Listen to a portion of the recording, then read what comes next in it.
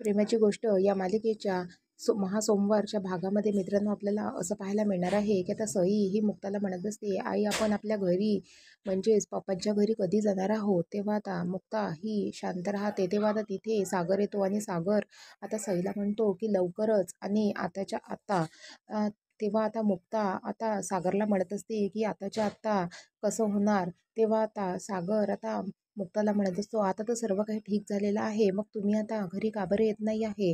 ते आता मुक्ता तर सागरला म्हणते की सागर तुमचा माझ्यावर विश्वास आहे पण घरच्यांचा नाही आहे आणि स्वाती आणि आईंचा तर माझ्यावर विश्वास नाही आहे, मग मी कसं काय घरी येणार.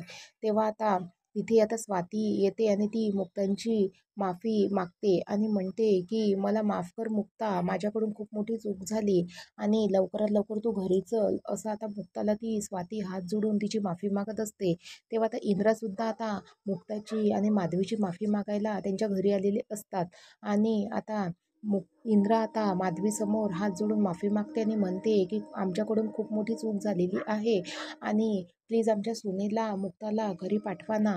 असं म्हणून आता इंद्रा आता माधवीसमोर ही मुक्ताला घरी येण्यासाठी ही रिक्वेस्ट करत असते. आता येणाऱ्या भागामध्ये पुढे नक्की काय काय होणार. आता माधवी आता मुक्ताला घरी पाठवणार का आणि आता मुक्ताची आता घरी आल्याच्या नंतर आता तिची धमाकेदार एंट्री आपल्याला मित्रांनो आपल्याला तिथे पाहायला मिळणार आहे.